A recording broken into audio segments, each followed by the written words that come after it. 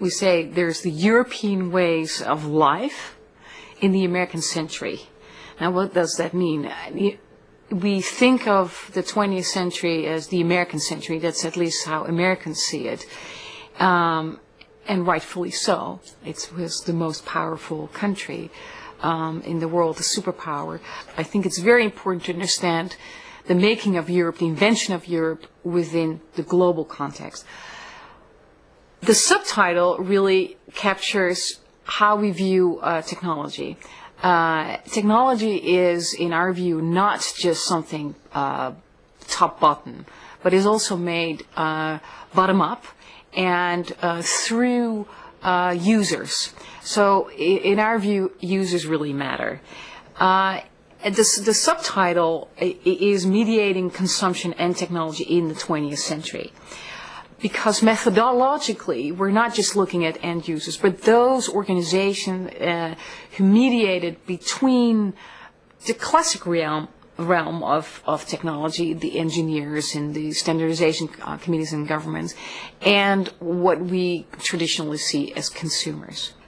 I think that by looking at bottom up, we can understand how Europeans experienced the European integration, and not something that is only coming from Brussels.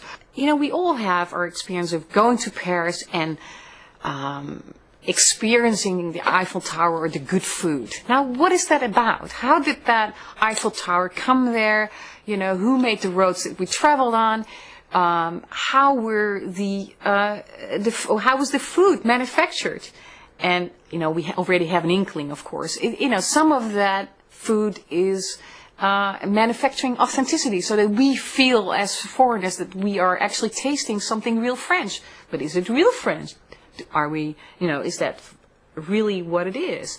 And as historians of technology, we can add something to that by looking at consumption and food through the prism of how it is made, how it was manufactured, not only the producers, but the whole, the script in which it was embedded.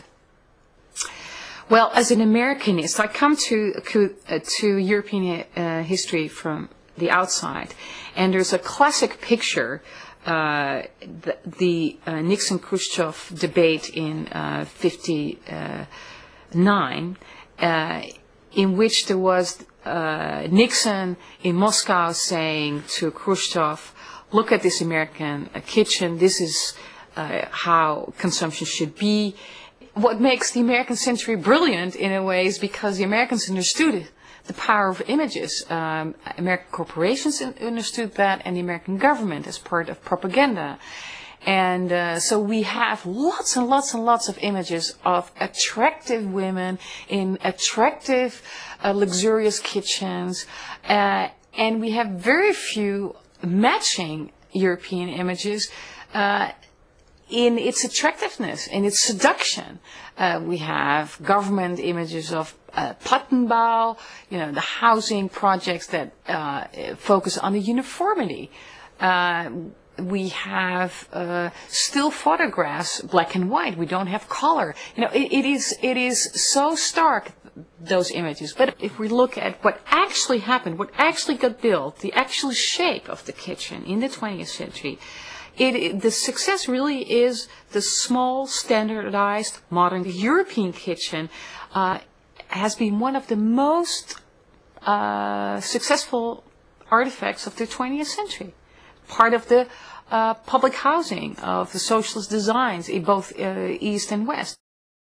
I think housing is a prime example where the housing projects in the Eastern Europe and the communist East and the liberal free market West was in some ways much more similar, because governments had very similar reconstruction projects.